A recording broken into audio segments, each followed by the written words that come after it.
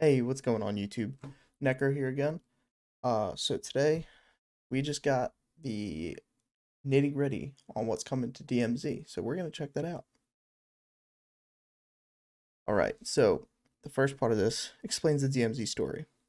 We're not gonna really get into much of that, but the next part is where you're gonna see the barter systems.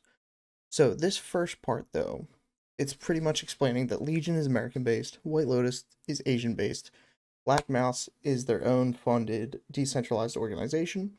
Crown is based in the United Kingdom, and this new faction, which we're getting, is a redacted special operations. So let's move on. These huge DMZ changes. Huge. Okay. So in season 3, most collectibles and non-lethal items are going to have a purpose. Every buy station is going to have a bartering system, which they're calling recipes. So these recipes, what are they? So pretty much they're giving instructions to your operator, including a component list. So kind of like a Tarkov type deal. In order to build new equipment, you have to bring items to the barter station, and then you'll exchange them. So in the opening of season 3, these will mainly be used to get your new plate carrier, your new backpacks, your kill streaks, self revives, and keys. But what they say in the post is really interesting. Not one barter station is the same. All barter stations are different across the exclusion zone. And in season 3, on the kickoff, there's going to be dozens of trade combinations, which is wild. We're going to move on from here to the contraband workstation. Just so you guys know, I'm not reading straight from here. I read through all of this article and summarized everything and I'm giving you guys the most important parts. So I hope you appreciate that. Let me know in the comment section if I should do something a little bit different.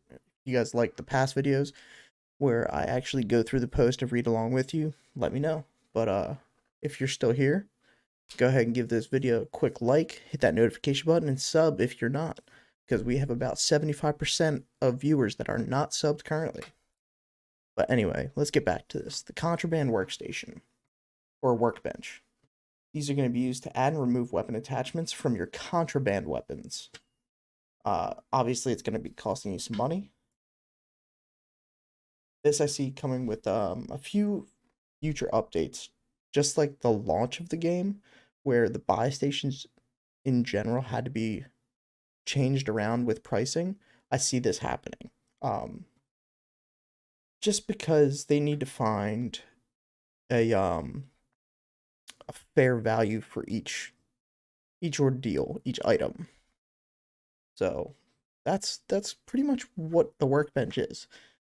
I mean, you're just going to be building things for your contraband weapons, which is nice because you'll be able to expand on your actual contraband weapons, take stuff off, put what you want on, and then ultimately go into the DMZ with an ultimate loadout and high risk, high reward. You know what I mean? From there. So from here, we have the active duty slots or active duty operator slots. So at the start of season 3, every player will start off with 3 operator slots. These operator slots are separate from each other. So pretty much they all 3 have their own on-person items, meaning plate carrier, backpack, gas mask, self-revive, and kill streaks. They will not be shared among these active duty slots.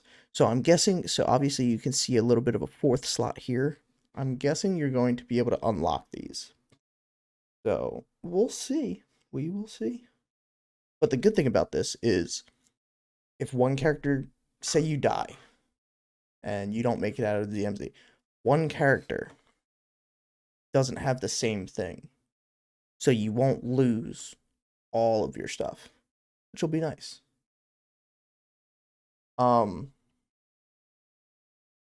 At the beginning of the match, you'll choose your operator to go into the exclusion zone. Just know anything you bring out of the exclusion zone, like a primary, a secondary, a lethal tactical, and a field upgrade, will stay on that specific character. But here's the catch: contraband weapons are shared, but not keys, which is a super important part of DMZ in general. Keys not being shared is huge. That's gonna really make you think on what character to actually play on. So we're gonna move on from there. Which that I just want to give you guys a little bit of thought behind this. Keys are not shared. So we'll just have to see. But we are getting new backpacks. So we're now getting a new backpack. The first being the secure backpack. Pretty much you're probably going to get a secure slot, like Tarkov. Anything you put in this secure slot, even if you die, it's secured. So you won't lose it, which is super, super nice. The second being the scavenger backpack. This backpack takes away your third weapon slot, like the medium and large backpacks have, but it replaces it with extra inventory slots, which is I don't know how I really feel about this one yet. The scavenger, I'm not quite sure yet. We will see. So we're going to move on to the plate carriers now. So you're going to get 4 new plate carriers, which is interesting. So the first one being the tempered plate carrier. This, from what I've read and from what I understand, it comes in a 2-plate plate carrier, but I believe you can find a 3-plate system. So we'll see about that. The second one being the 3-plate medic plate carrier, which these new plate carriers are interesting. Listen to this. Grants both faster revive to squad mates, as well as a faster self-revive to you. That's dope. Next one being the 3-plate comms vest.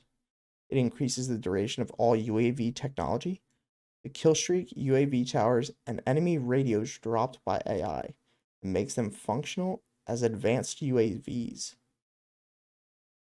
So this plate carrier also gives you an audio cue when other operators or / players are nearby, which is kind of a cheat code in my opinion. Now the last plate carrier they've added is the stealth plate carrier, which all this is a plate carrier with the ghost perk, which we all know how important ghost is. So now this one it's kind of small, but it's kind of big at the same time. We're getting a rebreather, which the only time you've seen this is in the raids. Spoilers if you haven't done the raids. The first raid you do get a rebreather. I don't think I have to delve too deep into this. You can swim underwater longer, but I'm curious to see what the actual mission style for this item is. I have a feeling they're adding this because this new faction is going to have a few missions where you need a rebreather, which is interesting. Very, very interesting. So the skeleton key, I am going to be reading off of this page just because I didn't want to confuse you guys, because I kind of understand it, but at the same time it's worded very weird. So those familiar with the phrase known as the skeleton key can unlock nearly any door in the DMZ. The only exception is getting the building 21 access key. Although you cannot earn a building 21 deployment, you can open every door that requires a key card or key in building 21 or the other exclusion zones, which that's kind of nuts. If I'm understanding this correctly, you only need 1 key essentially, except you need the deployment key, the access card for building 21. But then when you get in there, the skeleton key opens everything. It's nuts. So these keys can only be created through a special barter system recipe. That's going to be the hard part, because every item can matter in DMZ. and bartering means losing items to make others. It may be the best to save it for those incredibly tough to find keys, or use it as a backup for those missions that require a specific key. So it is going to have use. It most definitely will have use. All right. So the missions. Season 3, your missions are not getting wiped. You are keeping your progress on your missions. We are getting that new faction though, with 3 tiers at launch, 2 more tiers being added during the mid-season. We will be also getting 2 new bosses. I believe it's 2.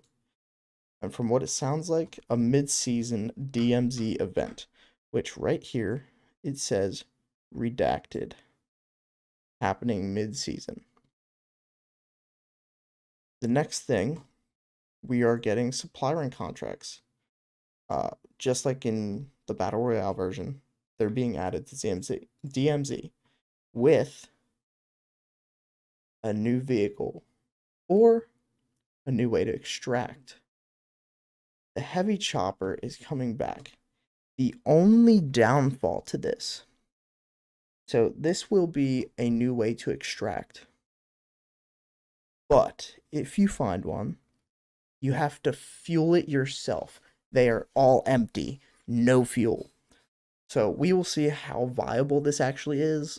I mean, I could see there being an achievement or something for actually getting this done, but we'll see. Then there's also a new thing. It's you can get it at buy stations called a private exfil. Once bought, an exfil will be available on an unused exfil point, and obviously it's for that match.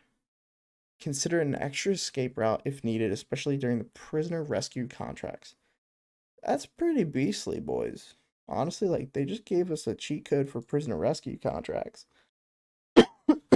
So, I mean, ooh, I don't know. I don't know how I feel about that. But that'll be the end of this little update video.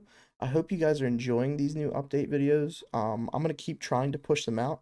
I'm personally trying to get better at YouTube. I don't think I'm that great at it, but you know what?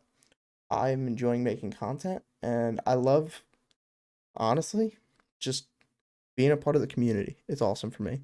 So if you guys like these videos, let me know in the comment section. Please don't forget to like, comment, and subscribe, and I will see you guys next time. Later.